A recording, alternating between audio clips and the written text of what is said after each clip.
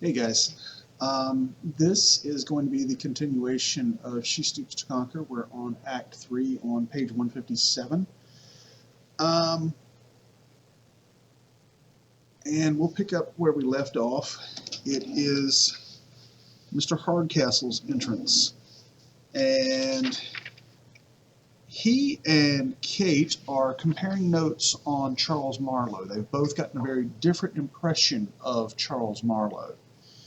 Mr. Hardcastle comes in. What could my old friend Sir Charles mean by recommending his son as the most modest young man in the town? That fellow modest? He has taken over my easy chair by the fireside already. He took off his boots and told me to take care of them. I'm curious to know what his rudeness, how his rudeness affects my daughter. She will certainly be shocked by it. Enter Miss Hardcastle, quite simply dressed. Now, you remember that first time we saw Kate, she was very dressed up, like she was going to go out to a party or something, and her dad basically gave her grief over it, saying, why are you dressed up, so fancy when you're just hanging around the house? And apparently they have some sort of arrangement where she gets to dress how she wants to in the morning, but she has to dress more appropriately to just, basically being around the house in the afternoons. And she has changed clothes into something much more plain, much more, for, just being around the house. Well, my Kate, I see you have changed your dress as I told you, and yet I believe there was no great reason, particularly when I recommended my modest gentleman to you as a lover today. You taught me to expect something unusual, and I found that the original was even more than the description. I was never so surprised in my life. I never saw anything like it, and a man of the world, too. Aye, he learned it all abroad. What a fool I was to think a young man could learn modesty by traveling. I fear he's been a good deal assisted by bad company and a French dancing master. You're mistaken, Papa. A French dancing master could never have taught him that timid look, that awkward speech, that bashful manner. Whose look? Whose manner, child? Mr. Marlowe's. His timidity struck me at the first sight. Then your first sight deceived you. He met me with a respectful bow, a stammering voice, and a look fixed on the ground. He met me with a loud voice, a lordly air, and a friendliness that made my blood freeze. One of us must certainly be mistaken. If he really is what he has shown himself to be, he shall never have my consent. And if he really is this sheepish thing I saw, he shall never have mine. In one thing we are agreed, to reject him. Yes, but upon conditions, for you might find him less rude and I more confident. I don't know. The fellow is good-looking. If we should find him so, but that's impossible. And as one of us must be mistaken, what if we go on to make further discoveries? Agreed, but depend upon it, I'm in the right, and depend upon it, I'm not much in the wrong. So again, they have each gotten a very different picture of Charles Marlowe. Mr. Hardcastle has seen this rude bully of a guy who's pretty much just come in and taken over his house, all right? And Kate has seen this wimpy little milksop of a man. And neither of them particularly likes what they've seen. But from Kate's perspective, she keeps hearing things about Marlowe, and people are seeing things about him that she has not seen yet. And she's still sort of curious to find out, what is it what is going on that everyone else is seeing something different about him than I am? And plus, as she puts it, he's good looking, so she's willing to, throw him a bone or two. All right. Tony comes in as they leave. I've got them. Here they are. My cousin Con's jewels, necklaces and all. My mother shan't cheat the poor souls out of their fortune now. Oh, is that you? My dear friend, how have you managed with your mother? This is Hastings coming in. I hope you have amused her both with pretending love for your cousin Constance. Our horses will be ready in a short time, and we shall soon set off. And here's something to take with you, your sweetheart's jewels. But how have you got them from your mother? Ask me no questions, and I'll tell you no fibs. If I didn't have a key to every drawer in Mother's bureau, how could I go to the alehouse so often as I do? Tony is ripping his mom off for beer money. Zounds, here they are. Oh, let me fall back to the conversation with Kate and her dad. Her father mentions a French dancing master. The French, of course, have the reputation of being the greatest lovers in the world, and French dancing masters were notorious for basically being seducers par excellence. So her dad is like, he's been hanging out with a French dancing master, and Kate's like, no, he has not. All right. Anyway, so back to Tony and Hastings leave. Hastings leaves, and Constance comes in with Mrs. Hardcastle. Indeed, Constance, you amaze me. Such a girl as you want jewels.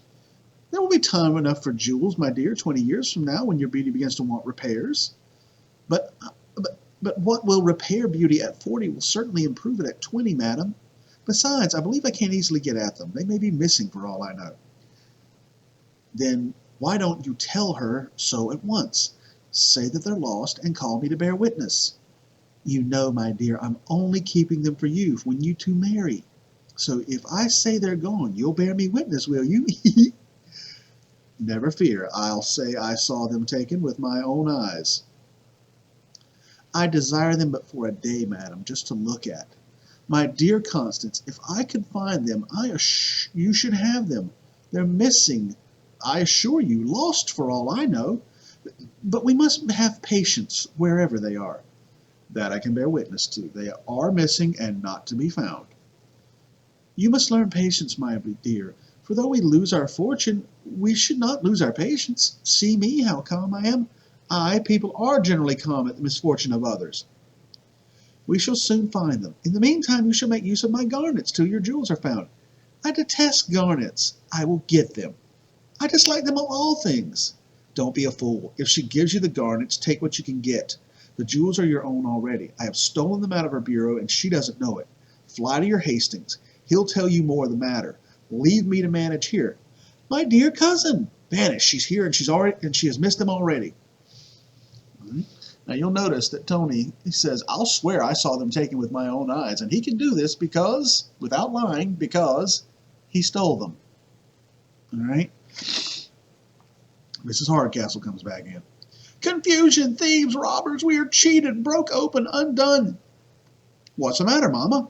My bureau has been broke open, the jewels are taken out, and I'm undone. Stick to that. Stick to that. I'll bear witness, Call me to bear witness. I tell you, Tony, by all that's precious, the jewels are gone. Sure, I know they're gone, and I'm here to say so.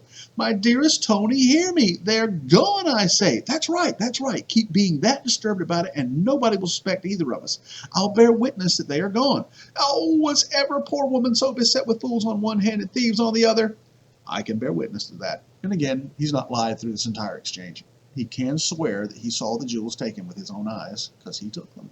All right. Enter Kate, Miss Hardcastle, and one of the maids.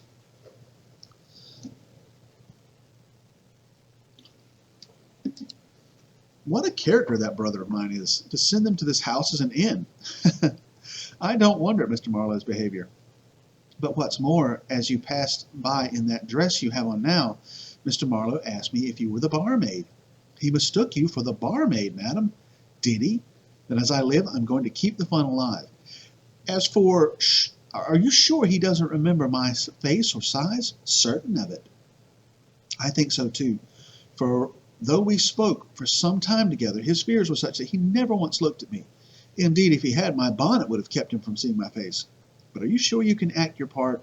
Can you disguise your voice? He has to mistake that now too, Never fear. I think I know how to speak bar language. Did your honor call? Attend the gentleman there. Pipe and tobacco for the squire. It will do, madam, but he's here.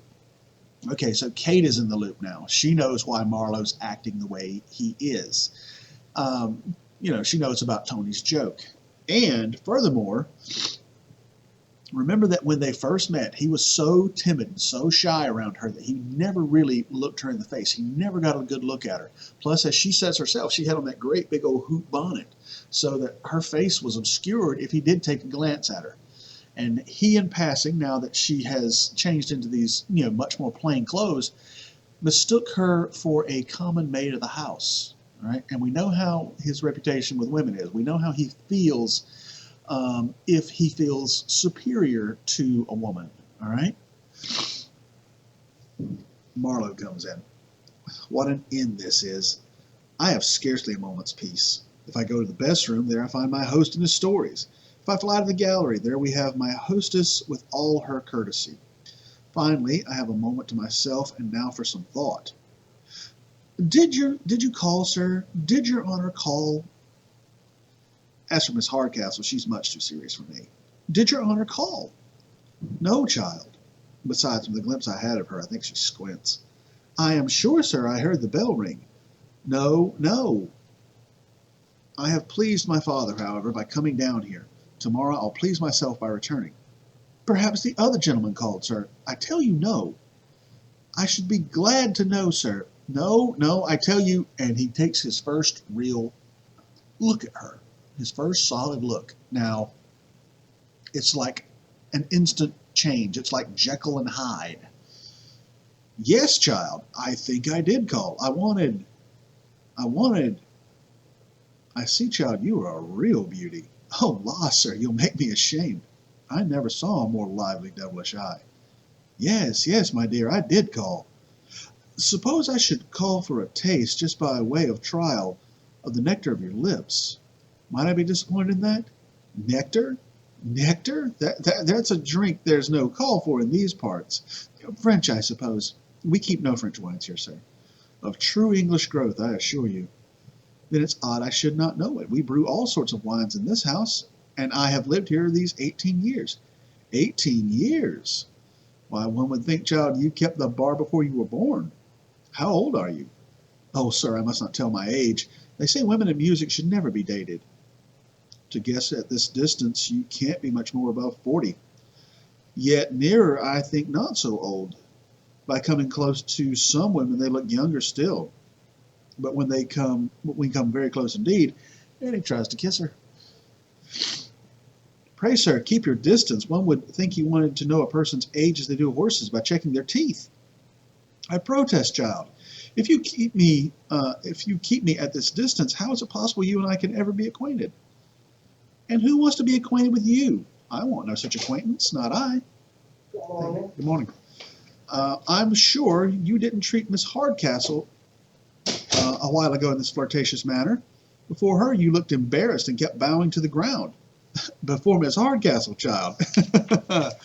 She's only an awkward squinting thing. No, no. I find that you don't know me. I laughed and cheered her up a little, but I was unwilling to be as serious as she was. Then, sir, you're a real favorite among the ladies. I'm going to pause this for just a second. Okay, we're back. All right. Then, sir, you're a real favorite among the ladies. Yes, my dear, a great favorite. And yet I don't really see what they find in me. At the ladies' club in town, I'm called their agreeable Rattle. Rattlechild is not my real name, but one I'm known by.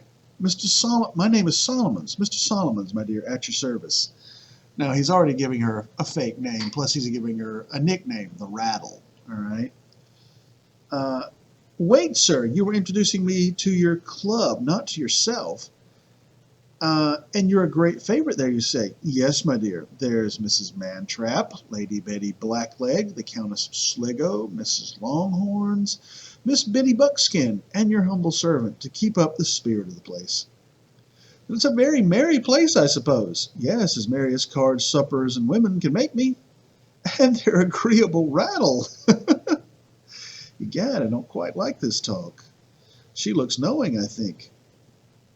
You laugh, child. I can't help laughing when I think what little time all those ladies must have for their work or their family. All's well, she doesn't laugh at me. Do you ever work, child? Aye, sure, there's not a pillow or quilt in the whole house but can bear witness to that. Oh, so? You must show me your embroidery. I embroider and draw patterns myself a little. If you want to judge of your work, you must apply to me. Now, I was very surprised to see this story in a high school literature book, because even though it's using polite 18th century language, and they're couching things in symbolism, they're not directly saying anything that's going on.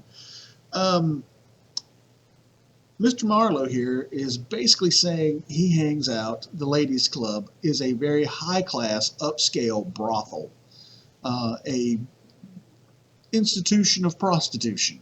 All right. There's other words we could use that are less polite. Um, and his name, a fake name that he uses at the ladies' club, which he gives to Kate, not realizing who Kate is Mr. Solomon's, and he has a nickname at the club called the Rattle. Um, he likes to rattle around at the ladies' club with Mrs. Mantrap and Lady Betty Blackleg and Mrs. Longhorns, prostitutes. All right, call girls. You know, this is not a cheap sort of place. It's where him and his buddies can go and they can play cards for a while and they can have supper there and then they can be entertained in other ways by the ladies of the club. We'll just put that there and leave that there. So again, I was very surprised to see this story in a high school book, but there it is. Anyway, Kate is just laughing at this transformation of Marlowe's. There is no resemblance between the guy she met earlier, the timid, shy, almost, incapable of holding a conversation guy she met before, and this guy, the Rattle, all right? And he's like, what is she laughing at? And he asks her, what are you laughing at, child? And she's like, oh, I just can't imagine those ladies having any time to get any work done. And he just kind of looks at her and he says, do you ever work, child? He's basically propositioning her for sex. And I don't know if she gets it or not. I don't think she does, because she says, yes, every pillow and quilt in the house, every bed in the house can attest to the quality of my work. And Marlowe just goes, cha-ching, all right? And he says, you have to take me upstairs and show me your embroidery, your lace. And he grabs her by the hand and starts trying to haul her off to the bedroom. And at this point, Mr. Hardcastle walks in. All right. Aye, but the colors don't look well by candlelight. You shall see all by morning. Why not now, my angel? Such beauty fires up beyond my power to resist. Oh, no, the innkeeper here, my old luck. So, madam, I find this is your modest lover. This is your humble admirer who kept his eyes on the ground and only adored at a distance. Kate, aren't you ashamed to deceive your father so? Trust me, dear papa, that he's still the modest man I took him for. You'll be convinced of it soon, I promise. But didn't I see him seize your hand? Didn't I see him haul you about like a milkmaid? And now you talk of his respect and modesty. But soon I'll convince you of his modesty, if you see that his faults will pass off with time and that his virtues will improve with age. I hope you'll forgive him. This girl would actually make me run mad. I tell you, I'll not be convinced, or rather, I am convinced. My son-in-law, madam, must have very different qualifications. Sir, I ask only this evening to convince you. You shall have not half the time. I have thoughts of turning him out of my house this very evening, this very hour. Give me that hour then, and I hope to satisfy you. Well, an hour let it be then, and I'll have no more trifling with your father. All fair and open. Do you hear me? Of course, sir. I've always considered your commands to be your kindness. All right. So Mr. Hardcastle walks in on this guy trying to haul his daughter up to the bedroom, and that's it. Game over. All right. He's done put his hands on my little girl. Marlowe hightails it off when the innkeeper comes in. And Mr. Hardcastle's like, oh, this is the guy that you wanted me to, give a second chance to. This is the guy you said was humble and modest. This is the guy. And he's like, no, he's out. He's gone. He's done. Now, on the other hand, Kate likes this side of him, this more aggressive, flirtatious side of him. This is what she's been hearing from other people, and now she's finally seen it, and she likes it. I don't know if I would personally find it appealing finding out that, he's basically, hanging out with prostitutes. But apparently she likes this bad boy side of him, and maybe that's what it is. She begs her father for one more hour to see if they can reconcile things, to see if they can somehow put it all together and make it work. All right. And he, amazingly enough, gives that hour. All right. Maybe it's willing suspension of disbelief. For my part, if I saw some guy trying to haul my daughter off to the bedroom, there'd be some issues. There'd be some issues. All right. We'll come back in just a moment with Act 4, and we'll see if we can wrap it up with Act 5.